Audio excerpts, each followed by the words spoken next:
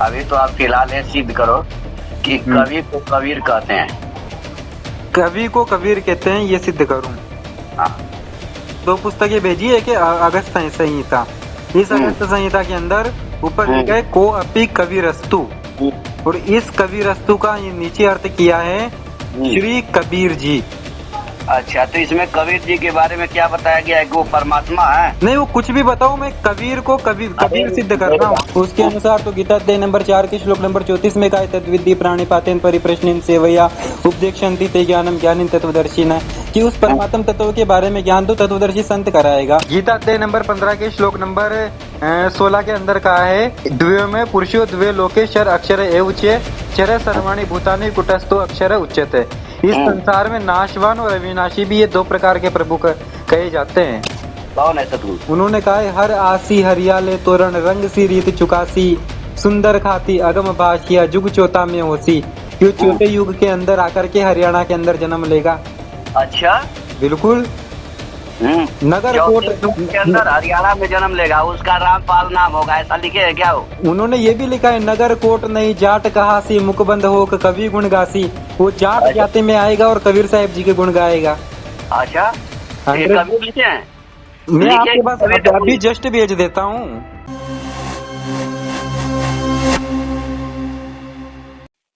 Hello hello, बोलिए। वो ज्ञान चर्चा करनी थी ना? हाँ हाँ, बोलिए। क्या करते हो आप? मैं रहता हूँ। मतलब काम क्या करते हो? यूट्यूब पे वीडियो बनाते हो या फिर इसके अलावा भी कुछ? बस खेती बाड़ी है। अच्छा, आप उसके बारे में बता रहे थे कि संत रामपाल जी महाराज ने गीता अध्याय नंबर 18 के श्लोक नंबर 62 की गलत व्याख्या की है। क्या गलत है, मतलब उसमें क्या प्रॉब्लम क्या है? उसमें गीता ज्ञानदाता ने यही तो कहा है कि भी मेरे से कोई अन्य परमात्मा है जिसकी शरण में जाके तुझे परम शांति और शाश्वत स्थान मिलेगा।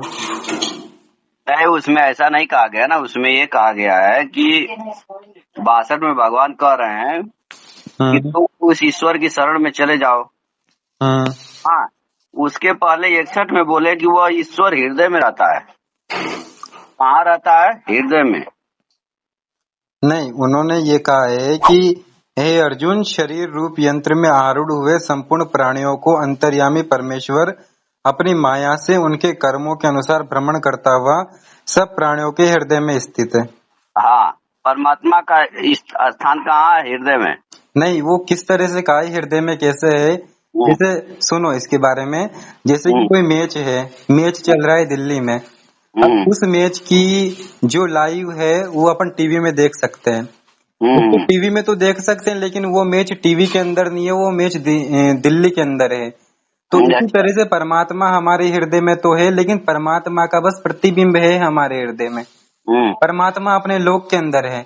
जिसे ऋग्वेद मंडल नंबर 9 सूक्त 82 मंत्र 1 और 2 के अंदर बताया है कि परमात्मा तीसरे मुक्ति धाम के अंदर राजा के समान विराजमान है। तो परमात्मा है तो वहाँ पे, लेकिन अपने हृदय में उसका प्रतिबिंब देखा जा सकता है। नहीं, तो इसका वो भाव नहीं है ना। इसका भाव ये है कि यहाँ पे भगवान कह रहे हैं कि ईश्वर प्राणियों के हृदय में रहता है और जैसा प्राणी का स्वभाव होता है उसके अनुसार उसको भ्रमण कराता है। नहीं, हृदय में रहने का तात्पर्य प्रतिबिंब से है। अगर मान लो कोई किसी का जैसे ऑपरेशन होता है, किसी की छाती का ऑपरेशन हुआ, तो क्या उसको भगवान वहाँ पे मिल जाएगा क्या? भगवान ऑपरेशन से थोड़ा ही मिलता है। जैसे कि किसी का शरीर जला दिया तो क्या उसके अंदर भगवान निकलेगा क्या? हाँ, सुनो, जैसे गाय के अंदर दूध होता है उसके थान में, ठीक है, लेकिन उस दूध को चाहोगे कि ऑपरेशन करके निकाल लो तो नहीं निकलेगा। वो उसी तरह से तरीका होता है ना। ऐसे परमात्मा है तो सबके अंदर। मेरी बात सुनो, परमात्मा हृदय में ही है, लेकिन जैसे गाय जो है जब बछड़े को देखती है तो बछड़े के लिए वो दूध छोड़ती है, ऐसा ही जब भगत भगवान को पुकारता है तो भगवान हृदय से बाहर आता है। ठीक है, नहीं, वो परमात्मा हमारे साथ शब्द रूप में रहता है। गुरु से जब अपन दीक्षा लेते हैं तो गुरु हमारे साथ शब्द रूप में स्टार्ट कर देता है रहना। जब भी जरूरत होती है वो अपने वास्तविक स्वरूप में प्रकट हो जाता है, वो अलग पॉइंट है। लेकिन परमात्मा वास्तव में है तो अपने तीसरे मुक्ति धाम में विराजमान ना, परमात्मा का बस प्रतिबिंब हमारे अंदर है।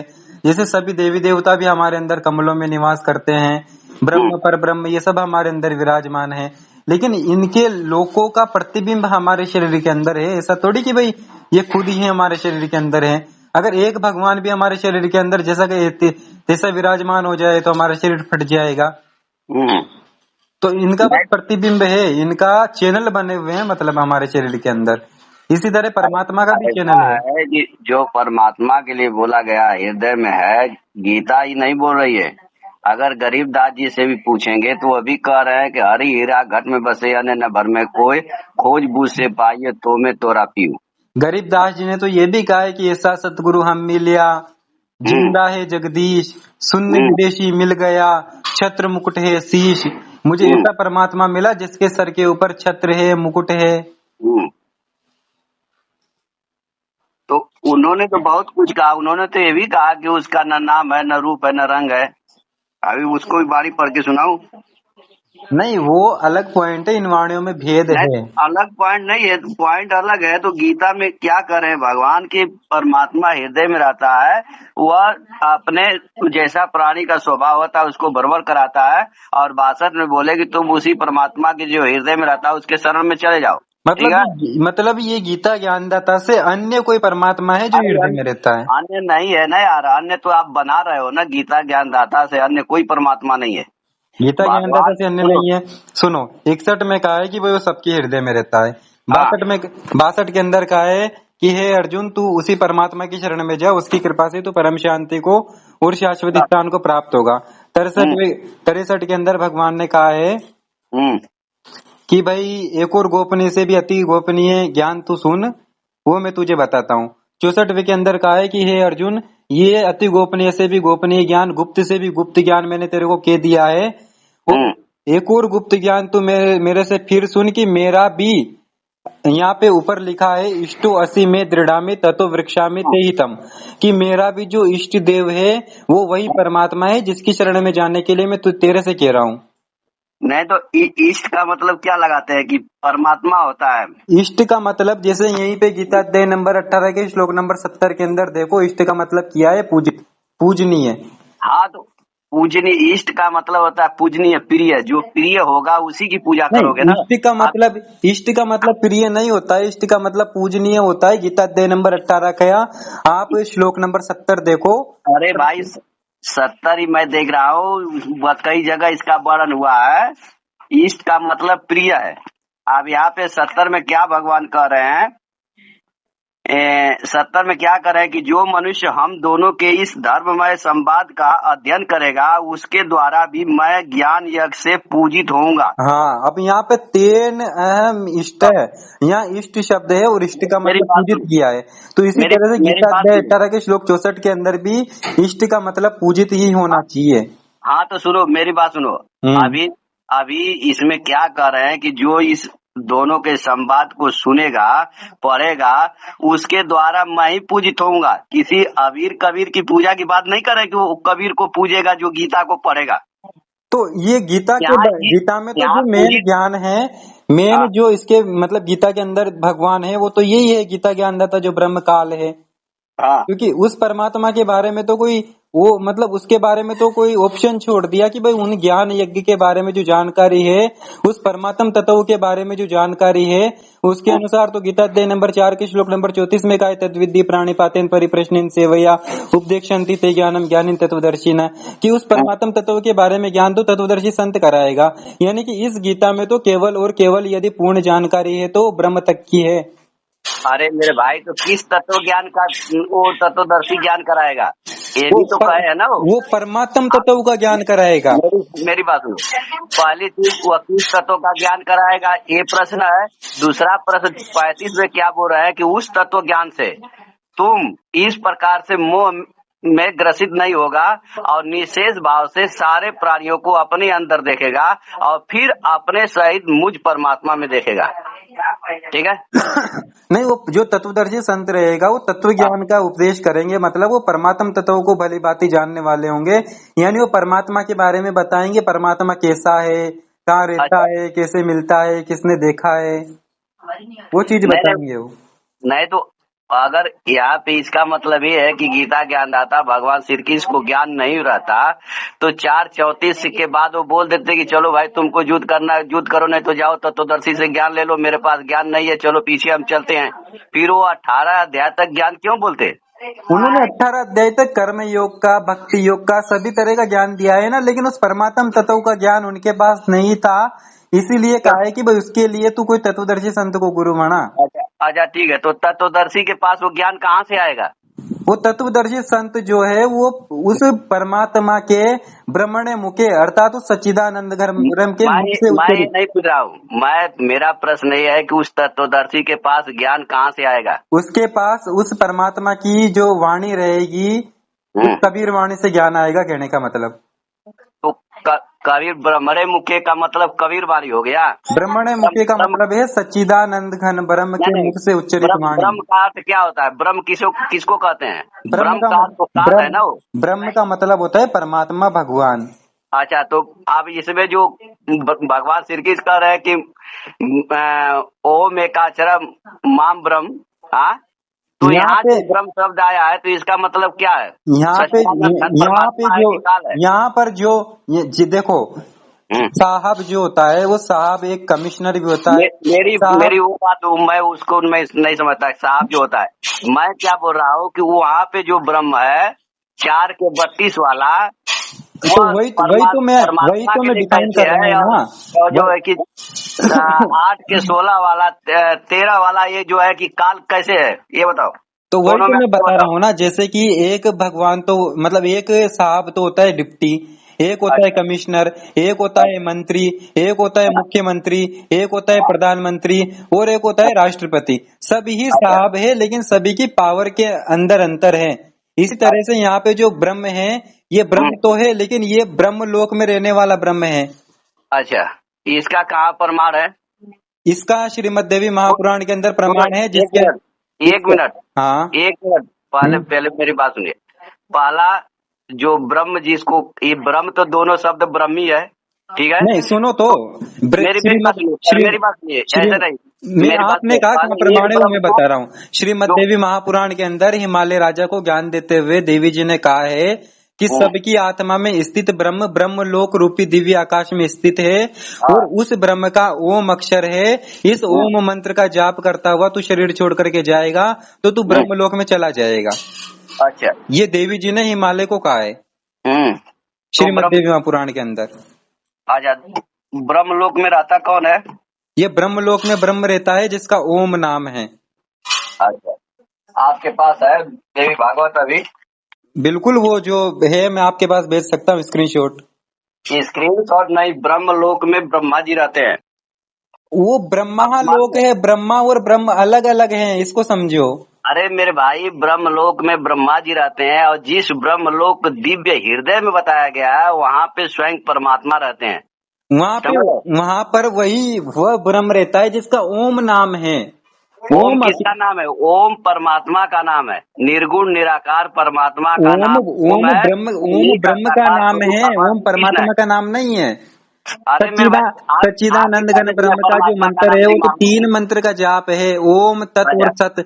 जो सत मंत्र है वो है परमात्मा का। तो अरे मेरे भाई, वहाँ पे बताया गया है 17 के 23 में ओम तत् सत बताया गया है, 24 में ओम की व्याख्या की गई है, 25 में सत की व्याख्या की गई है, और 26 में सत की व्याख्या की गई है।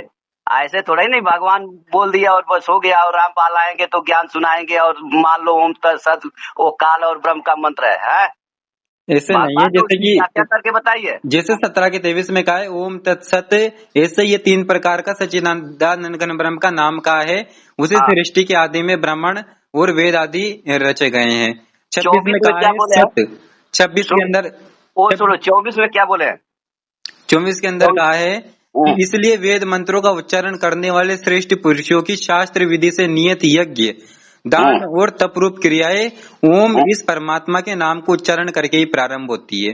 हाँ, बिल्कुल सही। यहाँ पे कहा गया है, सुनो एक मिनट, यहाँ पे कहा गया है जो वैदिक सिद्धांत को मानते हैं उनकी जब तब क्रिया जो भी हो, दान पुण्य जो भी करना है सदा ओम से चालू करना चाहिए। बिल्कुल सही बात है। क्लियर है भैया? हमारे गुरुजी भी जो मंत्र देते हैं वो ओम से स्टार्ट होता अरे है। मेरे भाई गुरु जी की बात में हम सुनेंगे, पहले हम इसको ओम तत्सत को समझते हैं। हाँ तो सही है ना, सही है तत् ना। का वेदों का जो तात्पर्य मूल है। है, वेदों का जो मूल है वो ओम है। वो वेदों के अंदर भी नहीं यही नहीं, कहा है कि ओम एक मिनट, कर्तु समर किलबे समर कृत्युम समर। तो ओ ओम एक मिनट अभी 25 में क्या व्याख्या करके बताए, तत् की व्याख्या क्या बोले? 25 के अंदर का है तत्, अर्थात तत् नाम से कहे जाने वाले परमात्मा का ही ये सब है। इस भाव से फल को न चाहकर नाना प्रकार से यज्ञ तपरूप क्रियाएं तथा दान रूप क्रियाएं कल्याण की इच्छा वाले पुरुषों द्वारा की जाती है। हाँ, यह तत् की व्याख्या है कि यदि आप जो भी दान पुण्य कार्य कर रहे हैं, अगर उसका फल चाहेंगे तो उस फल के हिसाब से आप स्वर्ग में जाएंगे। अगर वह सब परमात्मा के लिए कर देंगे तो मुक्त हो जाएंगे। हाँ ठीक है, तो यहाँ पे यहाँ कहने का तत् मतलब है। ये है कि एक मिनट, यदि तुझे मोक्ष चाहिए तो तुझे तत् मंत्र का जाप करना पड़ेगा। अरे तत् कि मंत्र नहीं है यार, तत् इसमें बताया गया है कि जो नाम भी है। क्रिया करो, मेरी बात सुनो, जो भी क्रिया करो ओम से चालू करो। और हम्म। तत् तत् पे आप, यह क्रिया किसके लिए है? परमात्मा के लिए है। हाँ, ऐसा तत् तुम्हारा की भी होना जो चाहिए। क्रिया कर रहे हैं वो परमात्मा के लिए ही है, मतलब हाँ, तो अर्थात कि अच्छा, यहाँ पे इसमें इसमें इसका इसमें जो ओरिजिनल भावार्थ है, मंत्र कहाँ इसका है जो भाई? भावार्थ है वो ये है कि तुम सतनाम का जो जाप करोगे तो अरे सतनाम दूसरे। वतनाम वो रामपाल देते हैं ना सतनाम, वो हाँ सतनाम यहाँ पे नहीं चलेगा। यहाँ पे क्या चीज है, सीधी सीधी बात में भगवान ने कहा कि जो भी कार्य क्रिया करो ओम से चालू करो, हाँ तत् सही है। पे परमात्मा के लिए करो, और सत्य तुम्हारा स्वभाव होना चाहिए, तब तुम मुक्त होगे। अगर यहाँ पे तत् 23 के अंदर का है 3 प्रकार का नाम कहा है। नाम का मतलब क्या होता है? नाम का मतलब है निर्देश, आदेश है परमात्मा का। ये भगवान का आदेश है तीन ये प्रकार 3 का। प्रकार का नाम है उस परमात्मा की प्राप्ति का, नाम परमात्मा नहीं, को पाने निर्देश का। है, निर्देश आदेश है। ओम से ओम क्या से तो आदेश है? ओम, यहाँ पे यही कह रहे भगवान तत् की से ओम क्या से तो। आदेश है और सत से क्या आदेश है, ऐसा भगवान ने कहा। तत् से मतलब है कि तत् मंत्र का जाप वो करते हैं जिनको मोक्ष की इच्छा होती है। तत् मंत्र का जाप तुझे परब्रह्म को देना पड़ेगा, उसके बाद तू सतलोक में जा सकता है, कुल मिला अच्छा, करके। तत् मंत्र कहा है? तत् क्या नाम है है तत् ना, मंत्र? कहा है स्पष्ट। और नहीं सत नहीं के बारे में क्या कहे, सत इस प्रकार ये परमात्मा का नाम। नहीं सत नहीं, मंत्र जो है ये परमात्मा का नाम है। सत्य तत् भाव में मंत्र और क्या है? श्रेष्ठ भाव में एक प्रयोग किया जाता है। मेरी बात सुनिए, एक तो क्लियर हो गया वो। तत् हाँ। मंत्र कहाँ है? कहाँ तत् पे लिखा है तत् मंत्र? तत् नाम है ना, 23 में लिखा है 3 प्रकार का सच्चिदानंद घन ब्रह्म का नाम कहा है। सुनो, मैं पढ़ के सुना दे रहा हूँ, इसमें क्या कहा गया है। हम्म। ओम तत्सत, इस 3 प्रकार के नामों से जिस परमात्मा का निर्देश किया गया है उसी परमात्मा से सृष्टि आदि में वेदों तथा ब्राह्मणों और यज्ञों की रचना की हुई है। हाँ, यानी 3 प्रकार का परमात्मा की प्राप्ति का नाम का अरे निर्देश यार, है। परमात्मा की प्राप्ति का नाम नहीं है। इसमें क्या बताया गया है कि सृष्टि की आदि में जब परमात्मा ने वेद को रचा, ब्राह्मण को रचा, यज्ञ को रचा, हम्म। यानी ब्राह्मण वेद पढ़ेगा और यज्ञ करेगा। और यह यज्ञ जो है, दान तप रूप जो यज्ञ है वो 3 प्रकार से की जाएगी। उसका व्याख्या की है कि जो भी दान तप करना है तुम ओम से चालू करो और तत्व पे खत्म करो कि यह जो क्रिया हम कर रहे हैं ये परमात्मा के लिए है। फिर और सत नाम सत कैसे तुम्हारा कहा इन स्वभाव तीनों होना को? चाहिए। तीनों नाम कैसे हो गए फिर? अरे नाम नहीं हो गया ये, ओम तत्सत नाम नहीं हो गया, निर्देश नहीं हो गया, भगवान का आदेश आज्ञा नहीं हो गई। हाँ तो 3 प्रकार का निर्देश है उस परमात्मा की प्राप्ति का, यही तो कह रहे हैं ना। यहाँ अरे भाई, कैसे नहीं समझ तीन रहे हो? तीन प्रकार का निर्देश हो गया ना। ओम से कोई भी कार्य शुरू करो, तत् तुम्हारा जो है कि परमात्मा के लिए जो कार्य है वो मतलब परमात्मा आप, के लिए हो गए। और ओम तो सत मंत्र है तुम्हारा ना, स्वभाव हो। ओम तो मंत्र है ना। अरे मंत्र का मतलब क्या समझते हो? मंत्र का मतलब नाम, नाम का मतलब मंत्र, यानी जाप जो अपन करते हैं वो। मंत्र का जैसे एक चौपाई आता है कि तुम्हारो मंत्र विभीषण माना लंकेश्वर भय सब जग जाना। यानी तो वहाँ तुमरो पे हनुमान नाम जी ने क्या तुम्हारी मंत्र बात, दिया? तुम्हारी बात जो है। मंत्र का मतलब होता है आदेश, आज्ञा, सलाह, ये इसको हम्म। मंत्र कहते हैं। मंत्र का मतलब कोई ओम तत्सत या राम कृष्ण या ओम नमो भगवते वासुदेवाय या ओम सोहम या सत सुकृत अवगत कबीर, ये मंत्र नहीं है। ठीक है, मंत्र का मतलब होता है सलाह, आज्ञा, आदेश, जो मंत्र निर्देश। का मतलब तो वही होता है ना जो अपन जाप करते हैं, उसी को मंत्र बोलते हैं। इसमें इतनी व्याख्या करने की जरूरत है, क्या जरूरत है? वो सब मंत्र गुरु लोग दे करके शिष्यों को गुमराह करते हैं। यहाँ पे सीधी सी बात लिखा है, भगवान ने ओम तत् सत और असत 4 चीज की बात कही है इसमें। असत की बात की तीनों भी के कही बारे है। में कहा है कि भाई ओम से तो तुझे प्रारंभ करना पड़ेगा, ठीक है। हाँ, ओम ब्रह्म का जाप है। जो तत् है वो इसलिए करना है क्योंकि तुझे परमात्मा की प्राप्ति करनी है। नहीं, और जो सत है ये परमात्मा का जाप है। यहाँ तीनों के बारे में बस इतना सा बता रहे अच्छा। अब ब्रह्म ये कहे कि कई ब्रह्म है। हैं। ब्रह्म बिल्कुल 3 प्रकार के हैं। कहाँ लिखा है 3 प्रकार के? गीता अध्याय 15 के श्लोक 16 और 17 में 3 पुरुष बताए हैं ना, क्षर पुरुष, अक्षर पुरुष अरे और यार, परमेश्वर पुरुष। वहाँ पे क्या बताए? अभी मैं आपको पढ़ के सुना रहा हूँ, आप पढ़ के बताओ तो क्या बताए वहाँ पे। गीता अध्याय नंबर 15 के श्लोक नंबर 16 के अंदर कहा है कि शर अक्षर द्वयो में पुरुषो द्वे लोके शर अक्षर एव चे शर सर्वाणि भूतानि कुटस्थो अक्षर उच्यते। इस संसार में नाशवान और अविनाशी भी ये 2 प्रकार के प्रभु कहे जाते हैं। जो प्रभु मतलब कहे जाते हैं, परमात्मा। हाँ, ये 2 पुरुष यानी प्रभु होता है। अच्छा, पुरुष माने परमात्मा। हाँ, हाँ आजाद एक नासमान है, एक अविनाशी है। हाँ।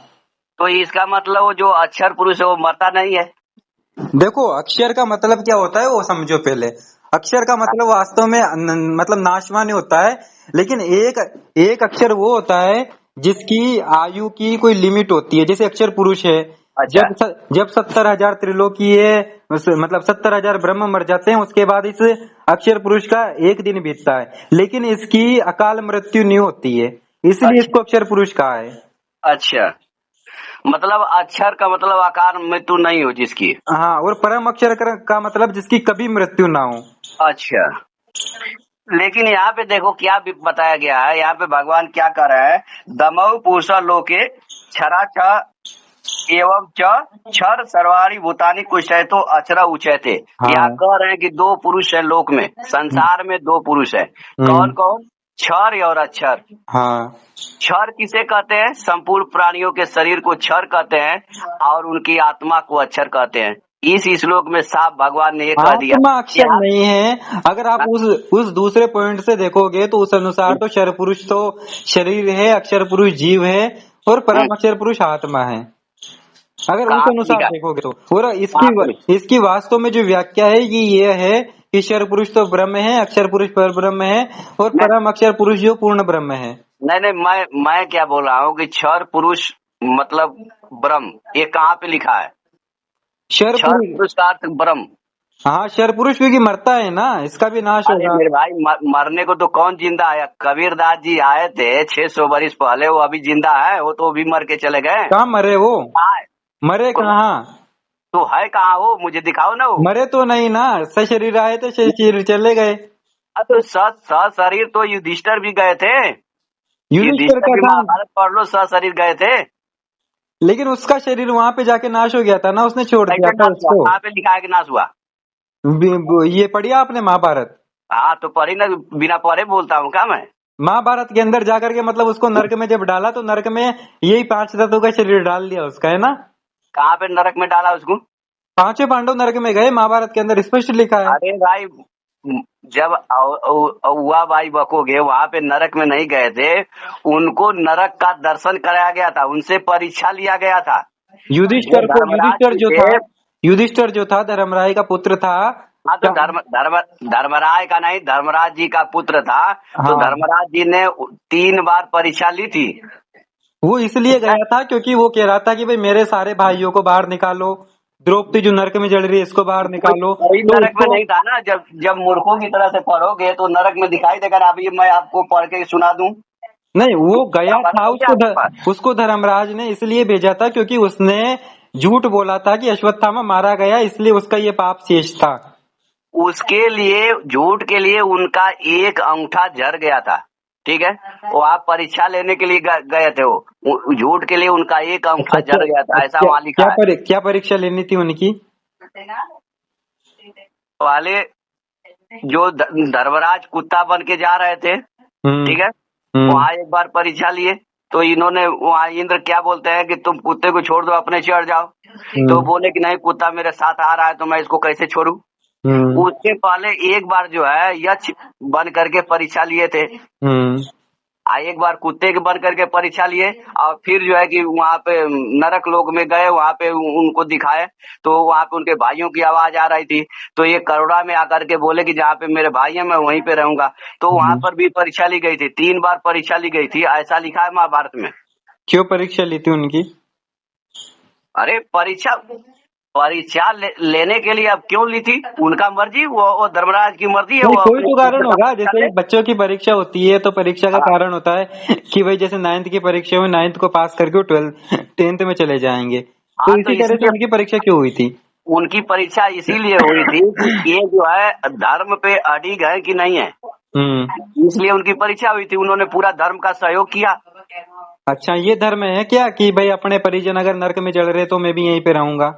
ये ये तो ये बिल्कुल तो धर्म मोह है। ये तो मोह हो गया ना, धर्म थोड़ी है। मोह मोह का मतलब क्या है, अपने जो जिसको अपने कहते हो उन्हें संकट में छोड़ अच्छा, के भाग जाओगे। भगवान ने गीता के अंदर तो अर्जुन को उपदेश दिया कि भाई कोई किसी का नहीं है, आत्मा विनाशी है, शरीर का कोई ये नहीं है, शरीर छोड़ने के बाद कोई किसी का नहीं होता है, और वहां पे फिर उसको युधिष्ठिर को मोह हो रहा है, तो ये धर्म कहाँ का है?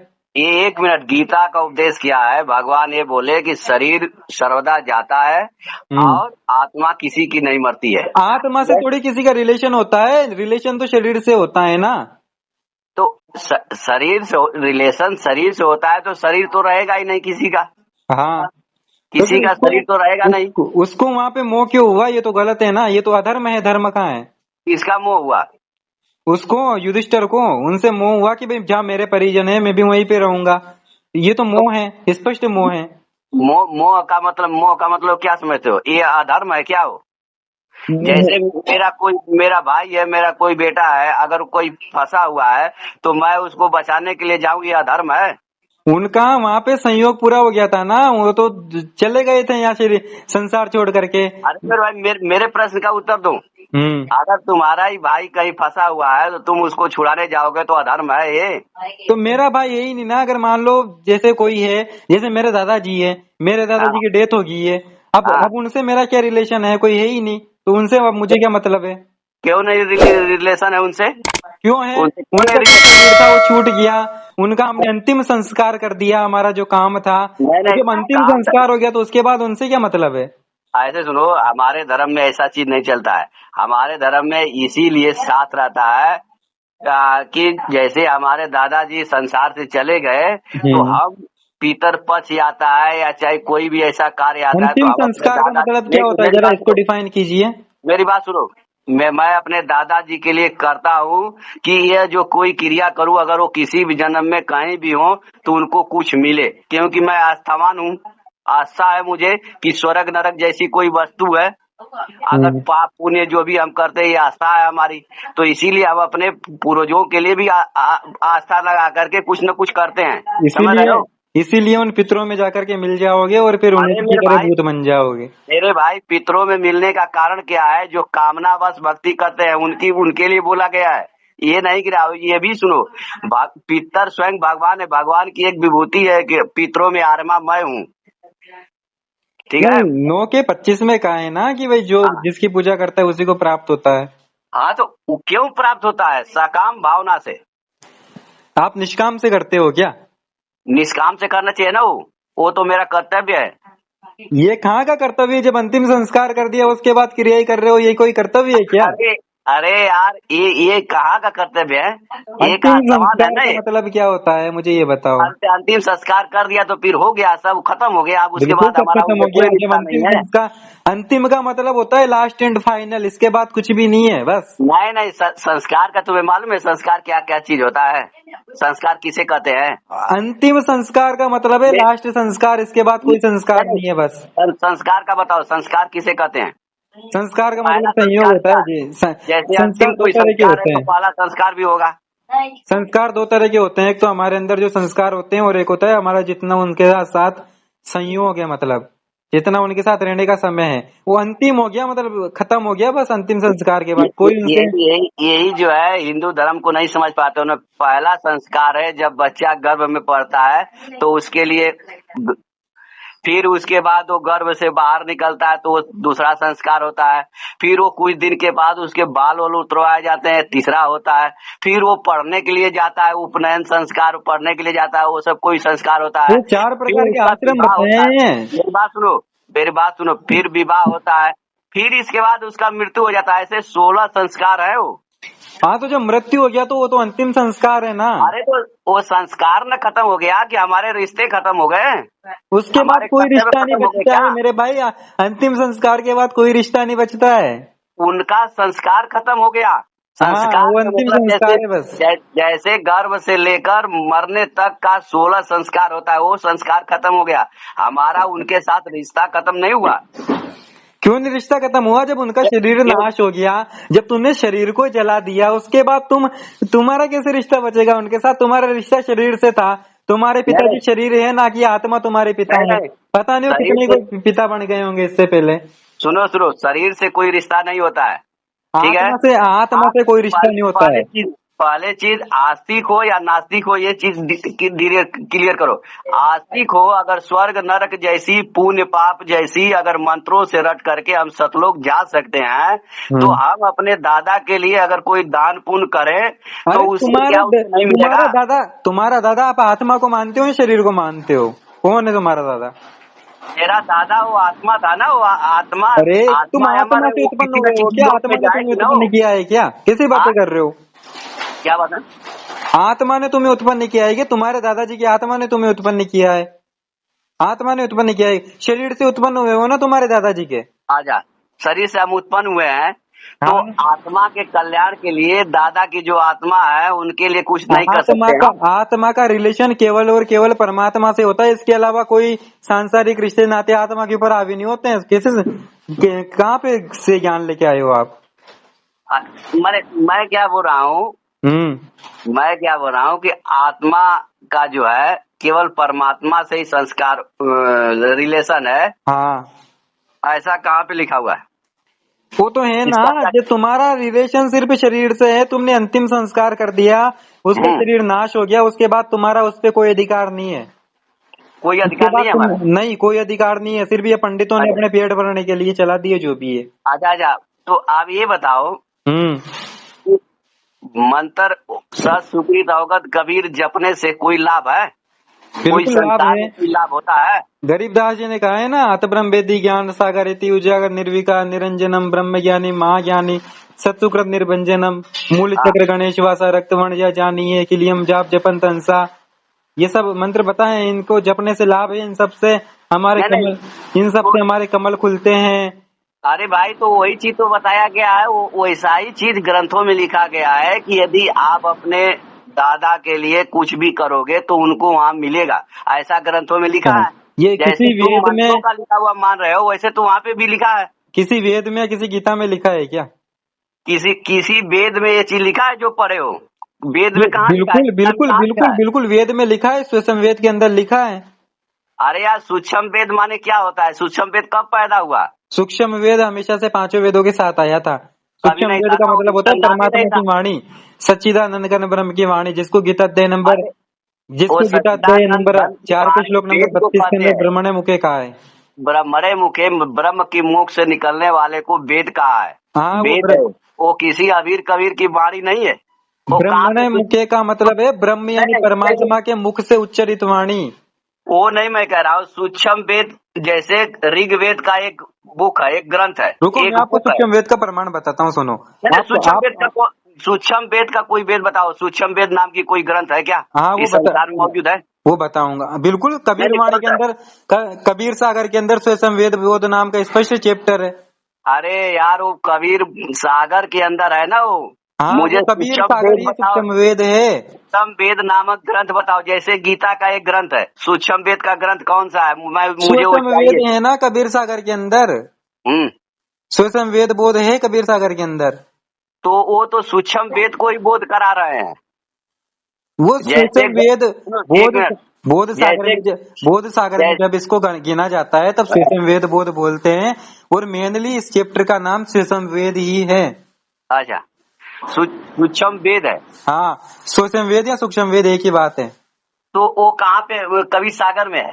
कबीर सागर ही सूक्ष्म वेद है। ठीक है, तो उसमें कहाँ पे जो है कि पूरा जग का वो सब किया गया है? मेरे पास सूक्ष्म वेद अभी मैं खोलता हूँ, बताओ किस अध्याय में? पूरा कबीर सागर को ही सूक्ष्म वेद बोलते हैं, ये समझ लो। फिर वही कबीर सागर है कि सूक्ष्म वेद है, ये क्लियर करो पहले। एक ही बात है, कबीर सागर बोले सूक्ष्म वेद बोले। एक ही कैसे बात है? दादाजी और नाना जी एक ही है क्या?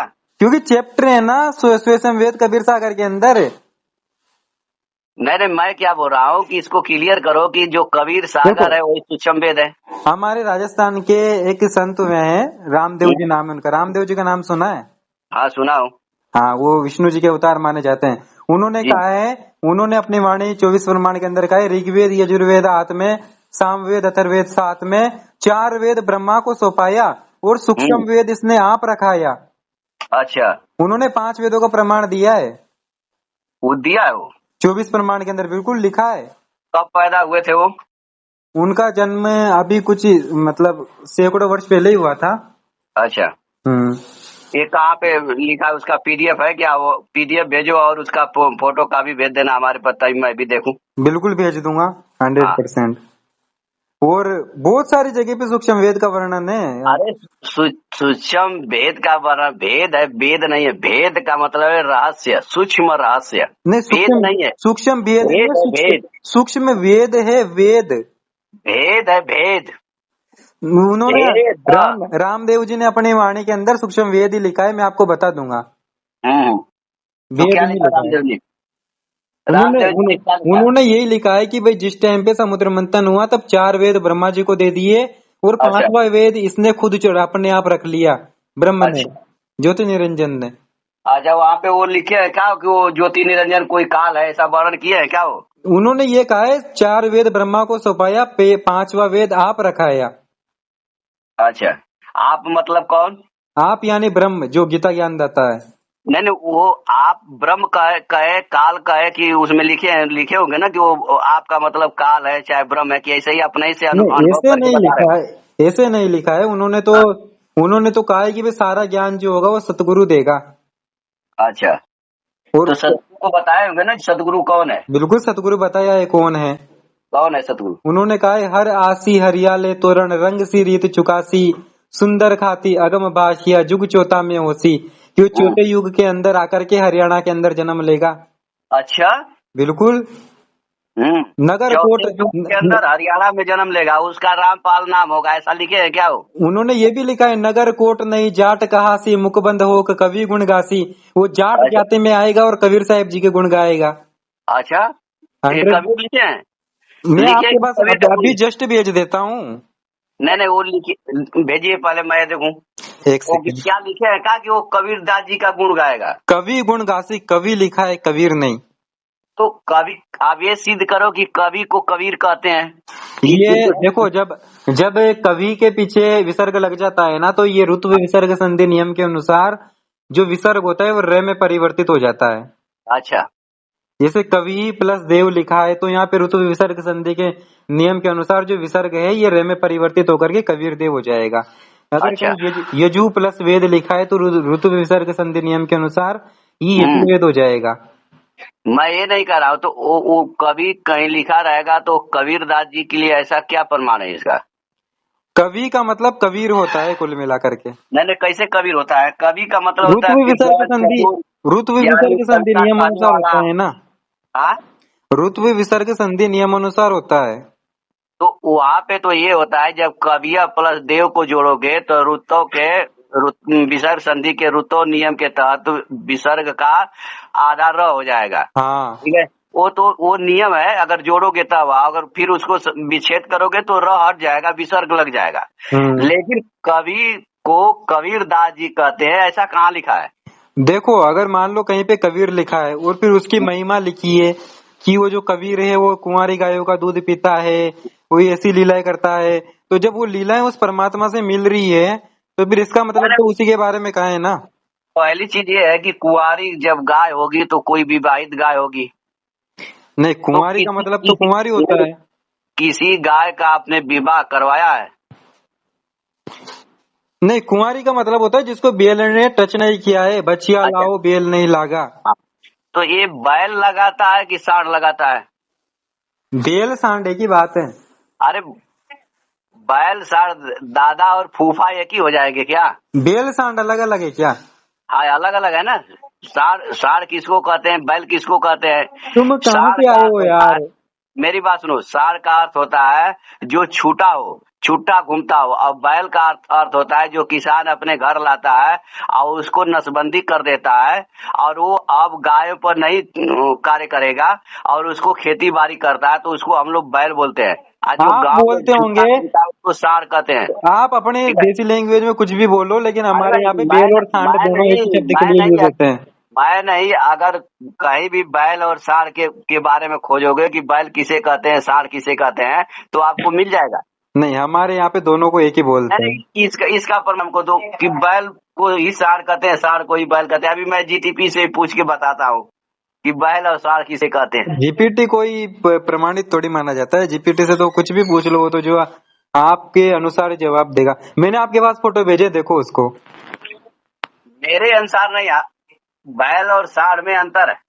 नहीं, मैंने आपके पास फोटो भेजे हैं, उसको देखो। तो यहाँ पे कबीर बताओ ना, कि सीधा सीधा कबीर बताओ, कबीर लिखा है क्या? कवि लिखा है ना, कवि गुणगासी। वो कवि के, चलो कवि को आप कवि मान लो, ये समझ लो कवि हाँ? कवि ही है। यानी कि कुल मिला करके वो जाट जाति में होगा, हरियाणा में आएगा, चौथे युग में आएगा और किसी कवि के गुण गाएगा, तो ऐसा कवि मान को लो। अब ये सारी की सारी महिमा किसके ऊपर फिट हो रही है? यहाँ पे हर आयसी हरियाले हाँ, तोरण रंग री रंग रीति चुकाती खाती, सुंदर खाती अगम भासिया मासिया, युग चौथा में में होती। होसी। ये हमारी राजस्थानी लैंग्वेज है।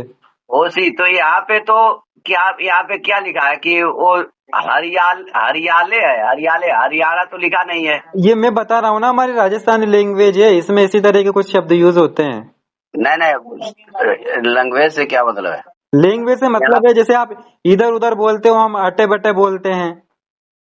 अटे बटे नहीं, यहाँ पे सीध लिखा है, सीधा लिखा है हर आसी। आसी का मतलब आएगा, हरियाले। हम अणे को ले बोला जाता है हमारे यहाँ पे तो राजस्थानी में। इसमें तो कहीं ऐसा नहीं लिखा कि वो हरियाणा में आएगा। हर जाट वर्ण आसी का हरियाले तोरण, जो हर है हर यानी हरी, वो आसी यानी आएगा, हरियाले यानी हरियाणा के अंदर, तोरण यानी सभी को तारने के लिए। यानी हरियाला का, हरियाले का मतलब हरियाणा हो जाएगा क्या? हरियाणा का मतलब हरियाणा ही है। हरियाणा बोलो, हरियाणा बोलो। जैसे हरियाणा तो बोला मतलब हरियाणा तो हिंदी में है, हरियाणा इसको हरियाणवी लैंग्वेज में बोलते हैं, क्योंकि ने को उसमें अणे बोलते हैं। इसी तरह से हमारी मारवाड़ी लैंग्वेज में, राजस्थानी लैंग्वेज में अणे को ले बोला जाता है, इसलिए इसको हरियाणा की जगह हरियाले बोला है। अच्छा। हाँ, यानी वो जो हरि है वो हरियाणा के अंदर सभी को तारने के लिए आएगा। और अच्छा। सुंदर घाती अगम भाषिया जुग चौथा में होसी, वो चौथे युग में आएगा। अच्छा अच्छा। नीचे का है, कलयुग में सतयुग आवसी, पेरा पापला पलटेला, साचा संत दल में आवसी, ऋषि जन साख भरेला। इसका जो है, अभी हमको पीडीएफ भेज देना, हम इसको जब पढ़ेंगे तब। अभी तो आप फिलहाल ये सिद्ध करो कि कवि को कबीर कहते हैं। कवि को कबीर कहते हैं, ये सिद्ध करूं? हाँ। दो पुस्तकें भेजी है कि अगस्त संहिता। इस अगस्त संहिता के अंदर ऊपर लिखा है को अपि कविरस्तु, और इस कविरस्तु का नीचे अर्थ किया है श्री कबीर जी। अच्छा, तो इसमें कबीर जी के बारे में क्या बताया गया है कि वो परमात्मा है? नहीं, वो कुछ भी बताओ, मैं कबीर को कबीर सिद्ध कर रहा हूँ। भाई मैं क्या पूछ रहा हूँ, इसमें अगर कबीर अस्तु शब्द आया है, कबीर जी आया है, तो बताया गया है कि कबीर जी रामानंद जी के शिष्य हैं। वो तो कुछ भी बताओ, बताया गया है। अरे वो कुछ भी बताओ, लेकिन कबीर का स्पष्ट अर्थ कबीर किया है ना, कबीर अस्तु का अर्थ कबीर किया है। अपन को सिद्ध क्या करना है? अभी मैं भगवान सिद्ध नहीं कर रहा हूँ उनको, वो भगवान में बाद में सिद्ध कर दूंगा, लेकिन अभी ये सिद्ध कर रहा हूँ मैं कि भाई अगर वेदों में कहीं पे कबीर लिखा है तो उस कबीर का अर्थ कबीर ही लेना है। नहीं तो यहाँ पे हम लोग नहीं लेंगे ना, यहाँ पे तो हम ये लेंगे कि यहाँ पे बताया गया है कबीर का कबीर अस्तु कबीर लिखा हुआ है, तो हम ये लेंगे कि यहाँ पे क्या लिखा गया है। यहाँ पे लिखा गया है कि कबीरदास जी रामानंद जी के शिष्य हैं, ठीक है, और उनके लिए कोई परमात्मा नामक शब्द का वर्णन नहीं हुआ है, वो परमात्मा है। नहीं, वो मैं परमात्मा उनको सिद्ध कर दूंगा, लेकिन आप ये तो मानो कि कबीर ही कबीर है। नहीं मान सकता ना मैं। अब स्पष्ट आप अगस्त संहिता को देख के नहीं मान रहे हो। अगस्त संहिता बोल रही है, मैं पूरा अगस्त संहिता को मानूंगा ना कि यहाँ पे कबीरस्तु शब्द आया है तो कबीरदास जी के लिए आया है, और कबीरदास जी को हाँ। रामानंद जी का शिष्य बताया गया है। तो आपने ये तो मान लिया ना कि कबीर ही कबीर है। नहीं मानेगा ना। अब वेद में जो कबीर अत्यो शब्द आएगा, सुनो, वेद में कबीर अत्यो शब्द आएगा तो वहाँ पे कविया प्लस अत्यो है। कविया का मतलब बुद्धिमान होता है, अत्यो का मतलब होता है घोड़ा। तो फिर यहाँ पे भी तो आप इसको एक काम करो, इस रे हाँ। को हटा दो और यहाँ पे कवि लिख दो और अस्तु लिख दो। नहीं, उसमें लिखने की कोई और इस जरूरत कवि नहीं है का ना। इस कवि का मतलब आप सर्वज्ञ कर दो या फिर कुछ भी कर दो अपने नहीं, हिसाब से। वो सर्वज्ञ करने का मतलब नहीं है, यहाँ पे उसके बारे में बताया जा रहा है तो इस शब्द का भावार्थ वही लिया जाएगा तो जो वही जिसके तो मैं बारे में बता रहा बताया जा हूँ रहा है। ना, इसी तरह से जब कहा है वेदों में कि भाई वो जो कबीर है कबीर है वो तीसरे मुक्ति धाम में रहता है, राजा के समान विराजमान है, वो कबीर साहब जी के लिए कहा है, जैसे वो कबीर नहीं परमात्मा जी ने वहाँ कहा नहीं है। कहा गया ना, वहाँ पे वो उस 9वें मंडल का देवता जो है सोमदेव है, वहाँ पे सोमदेव से इंद्र के लिए स्तुति की गई है। अरे ठीक है, सोमदेव नहीं, वेदों में उस पूर्ण परमात्मा की महिमा है, कैसी बातें कर रहे हो आप। पूर्ण परमात्मा या पूर्ण परमात्मा थोड़ा ही होता है, परमात्मा तो परमात्मा है, वो पूर्ण और अपूर्ण कहाँ से हो गया। परमात्मा का परमात्मा तो मतलब होता है, परमात्मा है। परमात्मा का मतलब होता है श्रेष्ठ आत्मा, हाँ जो हमसे श्रेष्ठ है।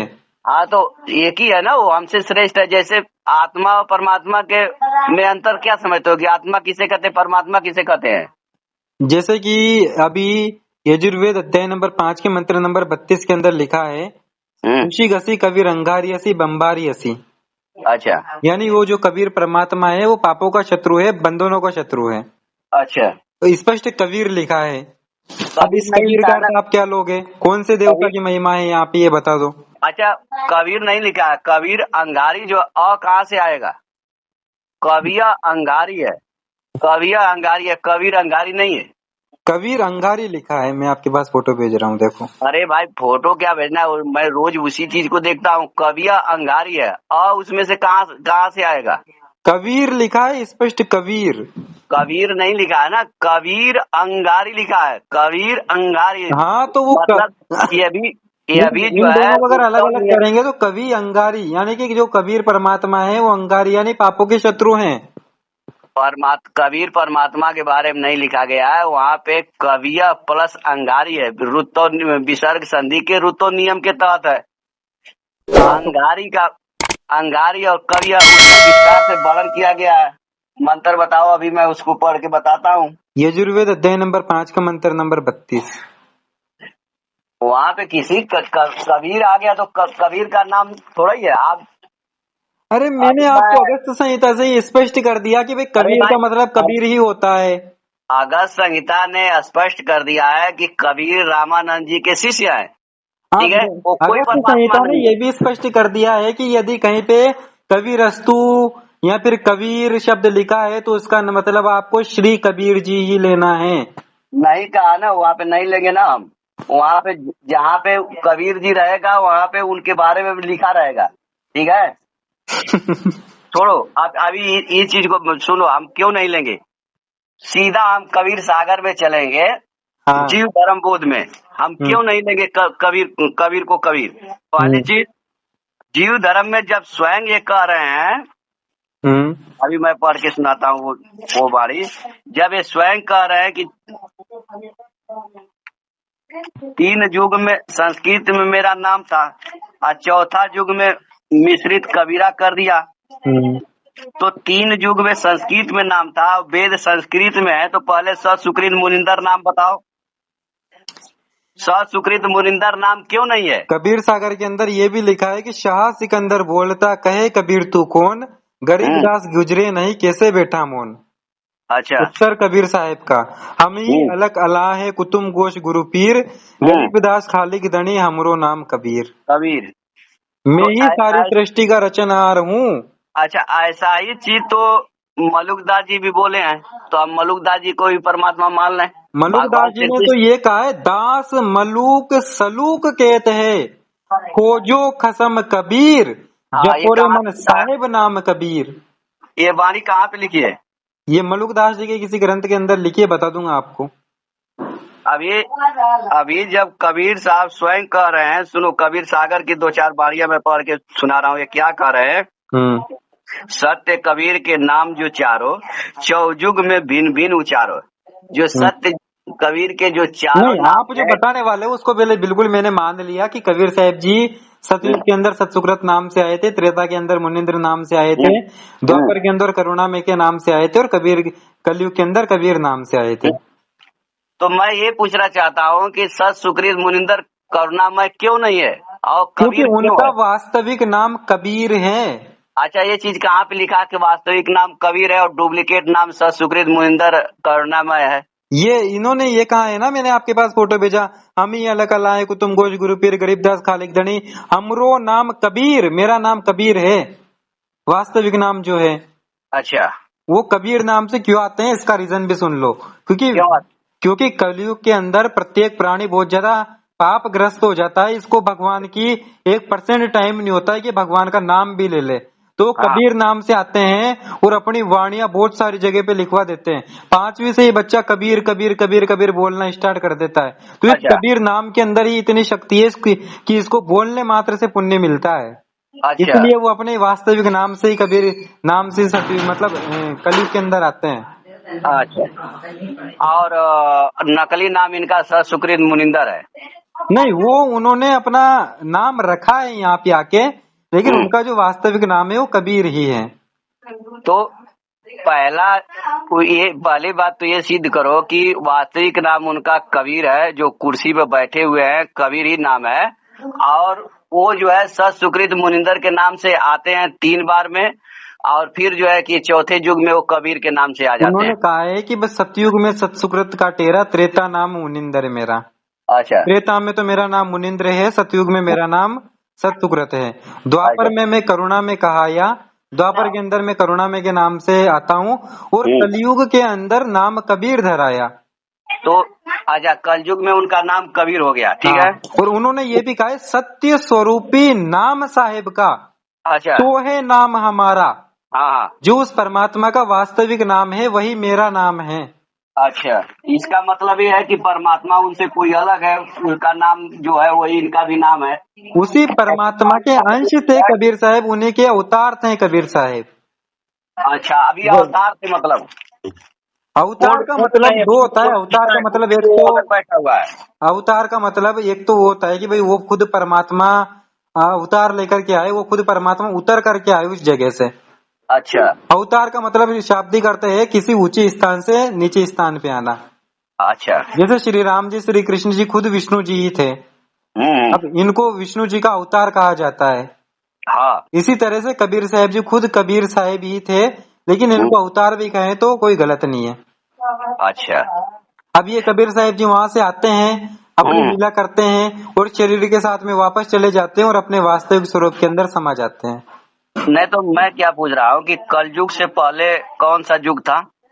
कलयुग से पहले द्वापर युग। अच्छा, कबीरदास जी के पैदा होने से पहले कोई ग्रंथ ऐसा दिखाओ जिसमें कि सत सुकृत मुनिंदर का नाम हो। तो उन्होंने क्योंकि तो उनका चारों नाम जो युगों में रखे हैं ना, ये वास्तविक नाम है ही नहीं उनके, नहीं वही तो नहीं, मैं सिद्ध कर रहा हूँ। मैं ये नहीं पूछ रहा हूँ।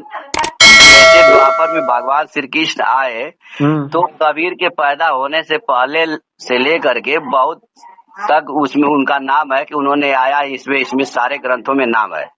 ऐसा किसी ग्रंथ में नाम बताओ कि जैसे कबीर का नाम वेद में जैसे दिखा रहे हो, ऐसा किसी ग्रंथ में नाम बताओ कि सत सुकृत मुनिंदर का नाम हो। बिल्कुल, रामचरितमानस के अंदर मुनिंद्र नाम है, मुनिंद्र कवि।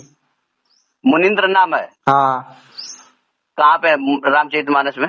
रामचरितमानस के अंदर लिखा है, मुझे उसका ये याद नहीं है, मैंने पढ़ा था, मैं आपके पास भेज दूंगा किसी से बजवा के 100%।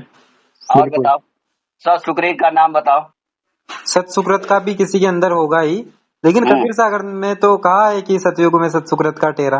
अरे भाई, कबीर सागर में कहा है, मैं इस चीज को मान लिया, लेकिन मैं ये जानना चाहता हूँ कि जब वो द्वापर में भगवान श्री कृष्ण आए थे तो उनका नाम आज तक चल मैं रहा है। आपको मुनिंद्र तो नाम बता ये सकता आए हूँ थे तो 101%। इनके नाम से कोई संत होगा, कोई मठ होगा, कोई मंदिर होगा, कुछ तो होगा, कोई संस्था होगी। कबीरदास जी के पैदा होने से पहले के किसी भी ग्रंथ में दिखाओ। बिल्कुल, जो नल नील थे वो कबीर साहब जी के शिष्य थे। अगर नल नील के बारे में आपको कुछ पता हो तो बता दो। अरे नल नील कबीर साहब के शिष्य थे, यह कबीर सागर में लिखा है। हाँ, हम कबीर सागर कबीरदास जी के पैदा होने के बाद ही आया है। हम इसकी बात नहीं कर रहे हैं, हम कबीरदास जी के पैदा होने से पहले की बात कर रहे तो हैं। किसी कबीर साहब ने में तो दिखाओ। पैदा होने के कई वर्षों पहले की जानकारी, कई वर्षों के बाद की भविष्यवाणियां सब कुछ अपने कबीर सागर के अंदर लिखी है। उन्होंने तो ये तक कह दिया है कि मैं आगे चल के संत रामपाल जी के रूप में आऊंगा। अच्छा, ऐसा भी कह दिया? बिल्कुल। कहा है भाई? तो कबीर सागर हमको खोलना पड़ेगा, हमने आज तक पढ़ा ही नहीं। बिल्कुल, मैं आपके पास भेज रहा हूँ, एक सेकंड। हाँ बताइए, कबीर सागर में कहाँ पे लिखा है कि मैं रामपाल के नाम से आऊंगा? उसमें लिखा है, नाम नहीं लिखा है, रामपाल के नाम से अरे आऊंगा। यार, तो फिर काहे डायलॉग मारते हो, भिड़ा रहे हो फिर? या तो सीधी लेकिन सीधी कहा बात है ना कि 1997 के अंदर मैं आऊंगा धरती पे और 12वें पंथ में चल के आऊंगा। 12वें पंथ में गरीबदास वाले पंथ का गुरु कौन है? 1997 के अंदर कौन था? संत रामपाल जी थे। इसीलिए कहा है उन्होंने कि कलयुग बीते 5500 पाचा, तब अच्छा, मेरा वचन होगा ये साचा। हाँ ठीक है। किस में लिखा है? ये कहाँ पे लिखा है? कबीर सागर के अंदर ही लिखा है। हाँ, कबीर बाड़ी में लिखा है। हाँ, कबीर सागर कबीर बाड़ी में लिखा है। अभी मैं आपके पास पूरे फोटो भेज रहा हूँ, एक सेकंड। नहीं, फोटो भेजो। फोटो भेजो, हमारे पास तो पूरा कबीर सागर ही है।